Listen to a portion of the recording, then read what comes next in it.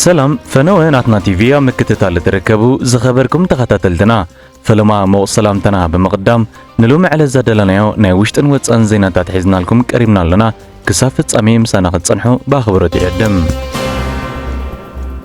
ኤርትራ ህዝብ ቀርና አፍሪካ ዘአኽሉ ኺናት ከም ዝተጻወረን ግጭት ንምምሕዳር ወይ ካላ አጀንዳን ምስጓም ሰርሑ ዘይኮኑስ ብቕንዕና ንሰላም ዝሽምግሉ ከም ዘድልይዋ አፍሊጣ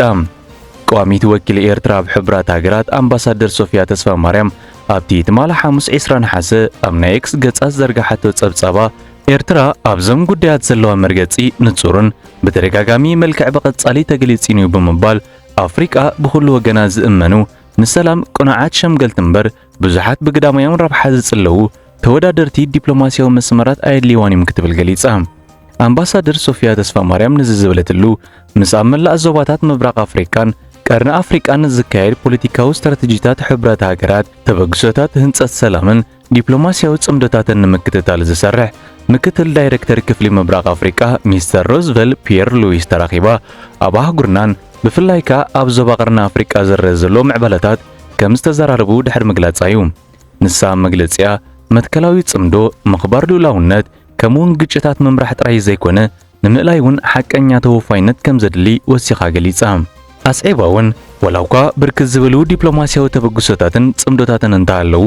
ኣብ ዞባ ቀርኒ አፍሪካ ሓያሎ ዘይተፈትሑ ግጭታት ዜጋታት እቲ ዞባ ህይወቶም መነባብሮምን ሰላማዊ መጻዮም ተስፋ ሲኢኖምሉ ኣብ ዘለውሉ እዋን እቶም ወጋት ይቕጽላሉ ብምባል እዚ ዞባ ናቡን ዝውሕዙ ኣጽዋርን ግዳማዊ ረብሓታት ዝወዳደሩሉ መድረኽ ከም ዝኾነን ከምውን ማሕበረሰብ ዓለም ብዙሕ ግዜ ነቲ ምፍሳስ ደም ደው ንምባል ትርጉም ዘለዎ ስጉምቲ ክወስድ ከም ዘይከኣለን ወይ ድማ ድሌት ዘይብሉ ይመስል ኣሎ ክትብል መብሪ ይባትሉ ሰላም ብዝተመርጹ ጽምዶን ጂኦፖለቲካዊ ቀማረታት ወይ ድማ ተወዳዳሪ ስትራቴጂካዊ ረብሓታት ብምድላይ ክህነጽ ኣይክእልኒ ዝበለት አምባሳደር ሶፊያ እዚ መሰረታዊ ፍታሕ ንኽረክብ ንኹሎም ወገናት መስማዕ ሱር ጠንቂ ግጭት መፍታሕን ከምውን ተግባራውን ዘላቕን ፍታሕ ንምርካብ ፖለቲካዊ ድሌትን ኩነታት ምዕባይን ከም ዘድሊ ገሊጻ ኣብ መወዳእታ መግለጽያ ድማ ህዝቢ ቀርኒ አፍሪካ ዝከኣሎ ተጻዊሩ ብምባል ግጭት ንምምሕዳር ወይ ካላ አጀንዳን ምስጓም ዝሰርሑ ዘይኮኑስ እሙናት ናይ ዝኾነ ጸግዒ ዘይብሎም ንሰላም ብቕንዕና ዝሰርሑ ሽማግለታት ሰላም ከም ዘድልይዋ ረድያ እንተዘይኮይኑ ዞባና ዋጋ እንዳኸፈለ ዓለም ሰቂላ ክትቅጽል ኣይትኽእልንያ ብምባል ኤርትራ ባህናጽ መገዲ ክትዋሳእ ዘለዋ ሓሳብ ከተካፍልን መፍትሒ ንምድላይ ከም እትቕጽሉና ተሓሳሲባ ኤርትራ ተጻዋርነት ዘለዎ መባእታዊ ክንክን ጥዕና መሰረት ክልቲኡ ዝተመሓየሸ ውጽኢትን ዝሓየለ ውሕስነት ጥዕና ምዃኑ ብጽኑዕ ከም እተኣምነሉን ትሰርሓሉን ተገሊጹ ኣብ ኬንያ ኣብ ዝተኻየደ ራብዓይ ዞባዊ ናይ ሚኒስትራት ኣመሓዳሪት ኮሚተ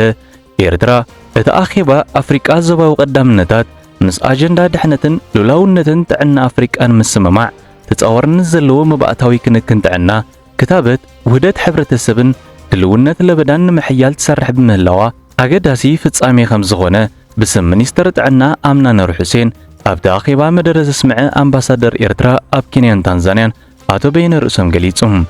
አምባሳደር በይነ ርእሶም ኣብ ከም ዝተመስረተ መባእታዊ ኣገባብ ክንክን ጥዕና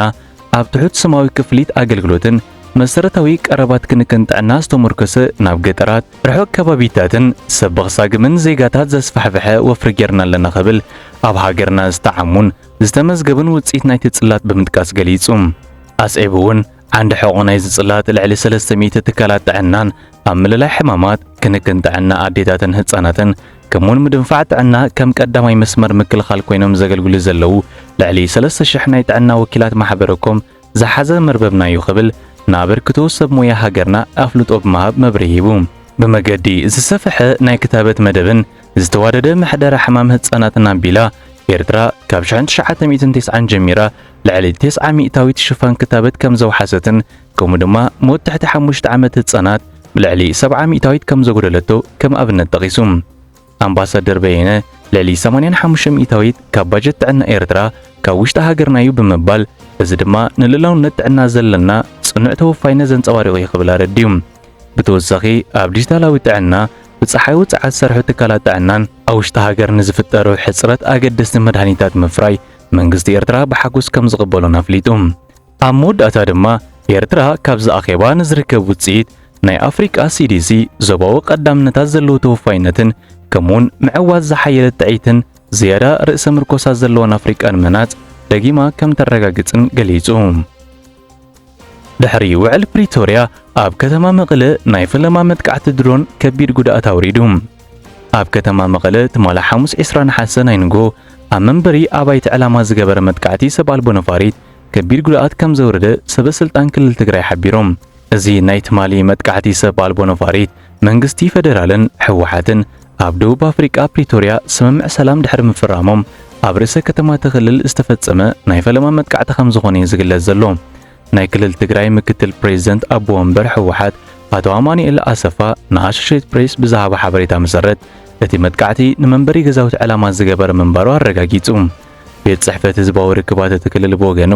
እቲ መጥቃዕቲ ኣብ ምምሕዳር ሓወልቲ ብፍላይ ኣብ ከባቢታት መሙና እንዳ ማርያምን ከምኡን ኣብ ከባቢ ኩሓ ዝተባሃለ መንበሪ ኣባይቲ ከም ዝተፈጸመ ሓቢሩ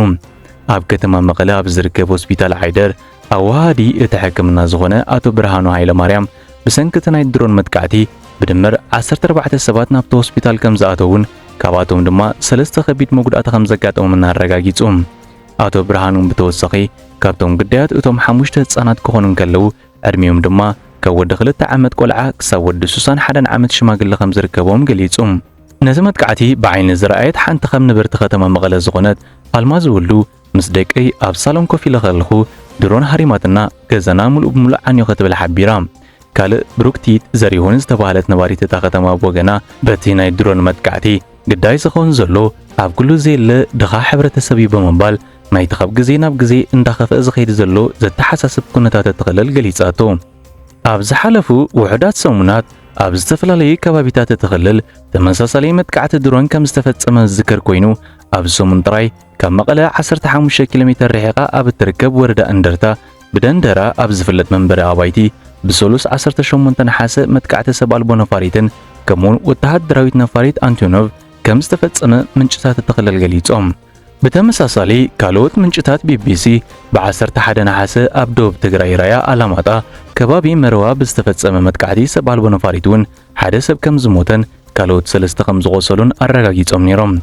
بزنايت مال حاموس فصامي كاله أبز حلفو سومناز ترايو ናይ ድሮንን ነፈርትን መጥቃዕትታት ኣብ መንጎ መንግስቲ ፌደራልን ሕወሓትን ዘሎ ወጥሪ ናብ ወተሃደራዊ ግጭት እንዳዓበየ ይኸይድ ከም ዘሎ ካብ ዘርእዩ ብርክት ዝበሉ ምልክታት ሓደ ከም ዝኾነ ጸብጸባት ይገልጹ እዚ ናይ ሕጂ ምዕባለታት ኣብ ጥቓ ዶብ ሱዳን ሸሪርና ተባሂሉ ብዝፅዋዕ ከባቢ ብኸበድቲ ኣጽዋርን ሰብ ኣልቦ ነፈርትን ዘጠቓለለ ውግእ ምጅማር ይፍለጥ በዚ ኸኣ እቲ ብዶክተር ደብረጽዮን ገብረ ሚካኤል ዝምራሕ መንግስቲ ክልል ትግራይ መንግስቲ ፌደራል ኩናት ኣበጊሱ ክብል ከም ዝኸሶ ይዝግለጽ بخاله وجن مراحة حوحات نسلف بالتسقنا كاب سلطان كالي مخانم كفرار حوخم تصنحون من قستاو ميدياتات سلف بالتسقنا دما حوحات نقيناتي دالو خمز الله يمزقلتوم اقل قلوت هزباو ركبات من قس فيدرال حاليتات مكل خالي إثيوبيان نزوم كسبت مال حاموس أب كتما مقالة نفل ما قزيز تقبر متقعتا ملكيتهم مبرهي كهبو بترقاق مقوا انت تحددو كسب حجيقن زغونا ملسكاب مهاب تغط إمام كمزلوي سبسفات تهاجر زقلتوم منيسترات قديات وصاي ግብጽን ሶማልን ኣብ ዞባው ግዳያት በመዝታዮም ኣብ ሶማልን ዝርከብ ልኡ ሕብረት ኣፍሪካ ዘላቂ ፋይናንሳዊ ሓገዝ ንኽግበረሉ ጻውዒት ቀሪቡ ሚኒስተር ጉዳያት ወጻኢ ግብጽ በድር ዓብደልዓጥን ሚኒስተር ጉዳያት ወጻኢ ሶማል ዓብዱሰላም ዓብድዓልን ብሶሉስ ኣብ ዘካየዶ ናይ ቴሌፎን ዝርርብ ኣብ ዞባው ግዳያትን ክልታው ዝምድናን ከም ዝተዘራረቡ ማዕከናት ዜናተን ሃገራት ሓቢረን ኣብቲ ናይ ቴሌፎን ዘተ ካይሮን ልኡኽ ደገፍን መረጋጋን ሕብረት ኣፍሪካ ኣብ ሶማል ወይ ኦሶም ዘላቂ ፋይናንሳዊ ሓገዝ ክግበረሉ ጸዊዓ